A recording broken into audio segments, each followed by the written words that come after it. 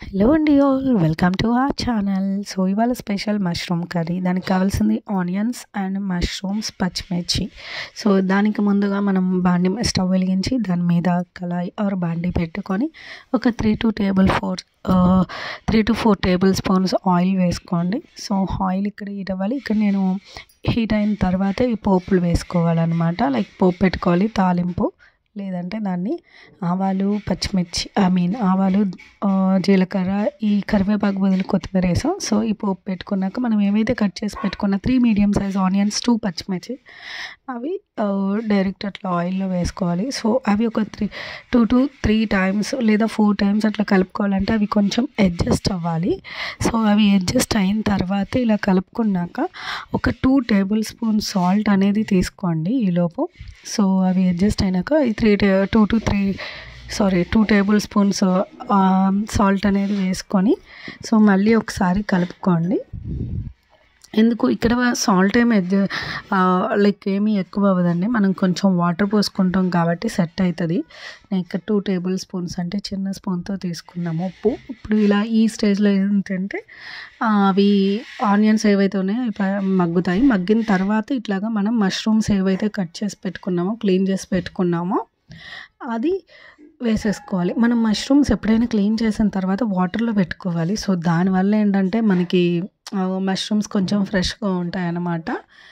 So ఇక్కడ వచ్చేసి మనం మష్రూమ్స్ని కట్ చేసి వేసుకున్నాం కదా, అన్నీ ఏవైతే ఉన్నాయో కట్ చేసినవన్నీ వేసేసుకొని మళ్ళీ ఒకసారి ఇట్లాగా లైక్ గరిటతో ఇలా మిక్స్ చేసుకోవాలి. ఇక్కడ చూపిస్తున్నట్టు మిక్స్ చేసుకోండి.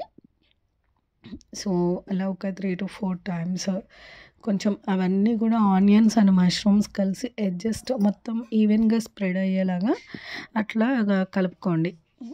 సో కలుపుకున్న తర్వాత మనం ఇవి మగ్గాలి కాబట్టి ఒక 1 టేబుల్ స్పూన్లో హాఫ్ టేబుల్ స్పూన్ మాత్రమే పసుపు వేసుకోండి. పసుపు వేసుకున్నాక మళ్ళీ ఒకసారి కలపండి. సో మిక్స్ చేసేయండి. అది మొత్తం గరిటతో మిక్స్ చేసి లైక్ ఆ పసుపు అనేది లైక్ పెట్టడం వల్ల మనకి ఎట్ ఏ టైం ఇవి కొంచెం మగ్గుతాయి. ఆనియన్స్ అండ్ మష్రూమ్స్ కూడా కొంచెం ఎర్లీగా మనం వాటర్ పోయేక ముందు కొంచెం ఒక హాఫ్ అనేది బాయిల్ అవుతాయి. సో దీని తర్వాత ఇట్లా మూత పెట్టేయండి. మూత పెట్టేసి ఇక్కడ స్టవ్ ఆగిపోయిందని చెప్పి వెలిగించామండి సిమ్లో పెడుతుంటే. సో మూత పెట్టిన తర్వాత ఒక హాఫ్ అన్ అవర్ తర్వాత తీసి ఇట్లాగ అల్లం వెల్లుల్లి పేస్ట్ వేసుకోండి. సో నేను ఇక్కడ వచ్చేసి 2 టేబుల్ స్పూన్స్ వేసాము అల్లం వెల్లుల్లి పేస్ట్ వేసిన తర్వాత మొత్తం ఇట్లాగా కలుపుకోవాలి. మళ్ళీ అడ్జస్ట్ చేసుకొని మిక్స్ చేసుకొని తర్వాత ఏం చేయాలంటే అల్లం వెల్లుల్లి పేస్ట్ కొంచెం పచ్చివాసన పోయిన తర్వాత కొంచెం వాటర్ పోసుకోవాలి. వాటర్ పోసుకున్నాక ఒక 2 టేబుల్ స్పూన్స్ ఇట్లాగా నేను కారం వేసాము.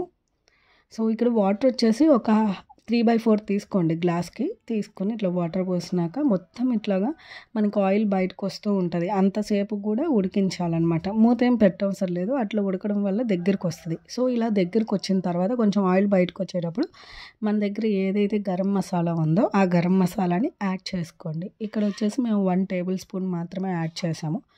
సో మీ దగ్గర ఇంకా ఎక్స్ట్రా ఏదన్నా పొడి మసాలా లాంటివి ఏమన్నా ఉంటే లైక్ అవి కూడా యాడ్ చేసుకోండి. సో మేమైతే ఇక్కడ ఓన్లీ గరం మసాలా యాడ్ చేసి ఒకసారి మళ్ళీ కలుపుకొని ఒక 5 minutes అట్లా వదిలేసాం. కొంచెం అది దగ్గరికి ఆ కన్సిస్టెన్సీ నుంచి వాటర్ ఇప్పుడే ఆయిల్ వదులుతుంది కదా, కొంచెం ఆ వాటర్ ఉన్న లెవెల్ని కొంచెం తగ్గేంత వరకు అట్లా వదిలేసేయండి. మూత ఏం పెట్టవసరం లేదు. సో అట్లాగా ఆయిల్ చూసారా బయటకు వస్తుంది. బయటకు వచ్చి కొంచెం కన్సిస్టెన్సీ దగ్గరికి, వాటర్ కన్సిస్టెన్సీ నుంచి లిక్విడ్ నుంచి సాలిడ్కి వస్తుంది చూడండి. కొంచెం దగ్గరికి వచ్చినప్పుడు ఇలా కొత్తిమీర వేసుకొని అట్లా ఉంచుకోవాలి. అండ్ ఇంకొకటి ఏంటంటే కొత్తిమీర వేసిన తర్వాత ఒక 2 minutes ఉంచేసి లైక్ స్టవ్ ఆఫ్ చేసేసుకోండి. సో ఆఫ్ చేసేసుకొని మూత పెట్టేసుకోండి. ఇది ఒకసారి ఇంట్లో ట్రై చేయండి, చాలా బాగుంటుంది. సో దానికన్నా ముందు ఒక లైక్ అండ్ సబ్స్క్రైబ్ చేయండి, సపోర్ట్ చేయండి. Thank you. బాయ్.